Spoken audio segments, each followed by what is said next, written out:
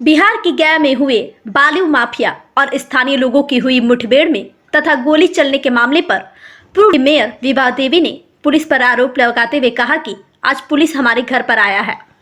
पहले दरवाजा खटखटाया, जब आवाज सुने तो देखे कि मेरे घर के नीचे बहुत सारा पुलिस है। मैंने पूछा कि क्या बात है। पुलिस ने पूछा कि किसका घर है, दरवाजा खोलो।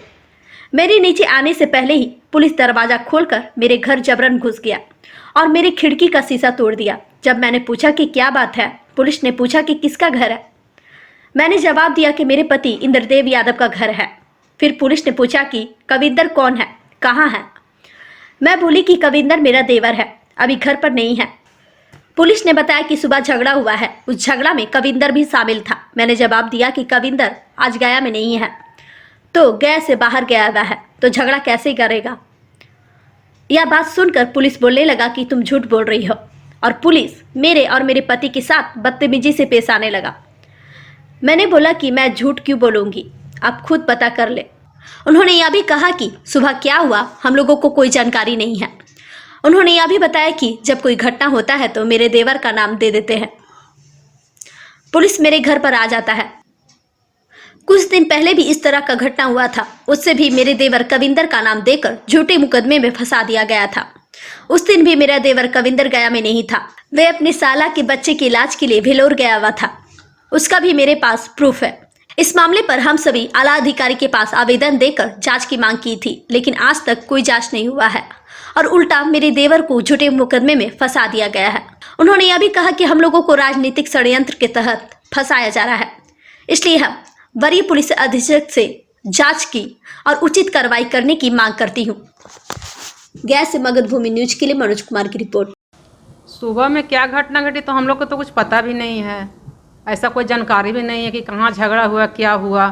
मगर जब प्रशासन ने यहाँ गेट खोलने के लिए बोला तो मैंने पूछा कि हाँ क्या बात है। अब बोले कि इसे गेट खोलिए, तो मैं ऊपर से नीचे आ रही थी, मेरे आते आते उन लोगों ने जबरन गेट खोल दिया। पूछने कि बताइए तो क्या हुआ, नाम पहले बताइए, इसका कोई रीजन क्या है आप लोग का आने का। तो कुछ नहीं, बस किसका घर है, हमको इंद्रदेव यादव के घर है, बताइए तो।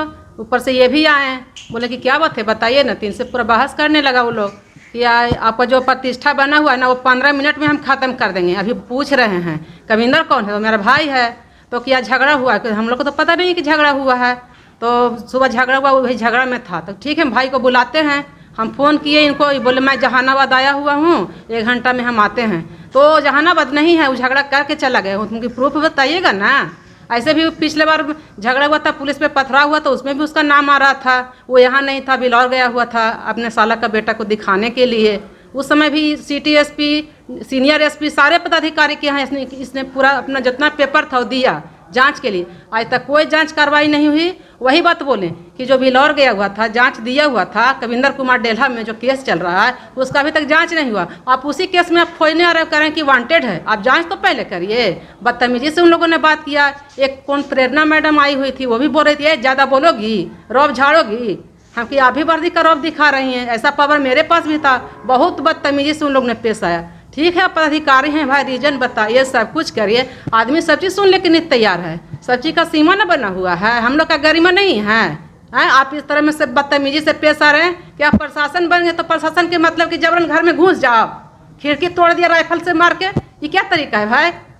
हम लोग भी तो प्रतिष्ठित आदमी हैं। वो जब आप सुबह का झगड़ा हुआ डेल्हा थाना का, कहाँ का केस लेके आ रहे हैं, कह रहे हैं महल बना लियो। अरे महल बना लियो तो किसी का लूट के। आदमी सब कोई काम कर रहा है, मेहनत कर रहा है, सब कोई कुछ अपना आगे बढ़ने के लिए कर रहा है। आपका क्या तुक है महल से। ये क्या पदाधिकारी बोलेगा। पदाधिकारी का बोलने का ये सब लैंग्वेज है। तो हम तो सब सारे पदाधिकारी को हम भ्रष्ट मानते हैं और कहते हैं कि इन्हीं लोग का मिली भगत है कि बालू का काम हो रहा है, बालू माफिया का काम हो रहा है। एक तरफ से पैसा लेता है और दूसरा तरफ से हंगामा करवाता है। सब प्रशासन का ही देन है। अगर प्रशासन चाहेगी या चंदौती थाना चाहेगा तो कंडी नवादा में एक भी बालू का चोरी नहीं होगा। एक तरफ से ये चंदौती थाना पैसा लेता है, डेल्हा लेता है, कोतवाल, हम लोग खुद जानते हैं इस चीज़ को। कई बार मीडिया में दिए हैं, सब चीज़ में दिए हैं, कोई कार्रवाई नहीं होती है।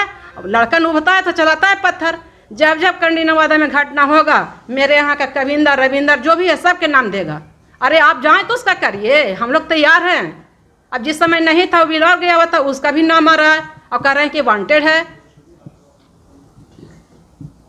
मेरा नाम पूर्व मेयर विभा देवी है। रामशिला मोड़ पर सारे अवैध निर्माण के कारण वहाँ पर ट्रैफिक प्रॉब्लम नित्य दिन प्रतिदिन जाम हो जाता है। सुबह सुबह यहाँ के लोग दूध बेचने वाले लड़के जा रहे थे दूध लेकर के और राहगीर थे, उसके चलते वहाँ पर जाम हो, उसके चलते लेकर के विवाद हुआ और इसको तुल दिया जा रहा है बालू का अवैध चलते। और रह गई बात खनन के चलते, तो पुलिस पर अधिकारी क्या करते हैं? अवैध खनन होते हैं तो उनको क्या करना, रोकना है। लेकिन आज सुबह का घटना जो है वहाँ पर ट्रैफिक जाम होने के कारण यातायात बाधित हो गया, उसको लेकर के झगड़ा हुआ है। और नीचे जितना भी बारिश नगर में है सब वहाँ पर अपराधी प्रवृत्ति के लोग अवैध आकर के बस गए हैं, बसावट है, बांग्लादेशी घुसपैठी भी उसमें है और तरह तरह के चारों तरफ से लोग अपराधी वहाँ के बैठे हुए हैं, जो उन लोग ने विवादों को बढ़ा करके इतना गोलीबारी करवाया है, उन्हीं लोग चलाया है सब। और उसके चलते घटना है, हमारे गाँव के कई एक आदमी घायल है, हॉस्पिटल में इलाज करवा रहा है, इधर उधर भागा हुआ है और पुलिस पदाधिकारी को गलत इन्फॉर्मेशन दे दिया गया, बता दिया गया। इसके चलते आज हमारे गांव में हमारे घर पर भी उसने धमाके 100-200 की संख्या में पुलिस बल आए। और जो हमारा भाई, हमारा परिवार या हम लोग कोई सदस्य भी इस घटने में शामिल नहीं है, जानकारी भी पूर्णतः नहीं थी, उसके बावजूद भी हमारे घर में छापा मारा, घर में ज़बरदस्ती आकर के दरवाज़ा खोल दिया, तोड़वा दिया, घुस गया।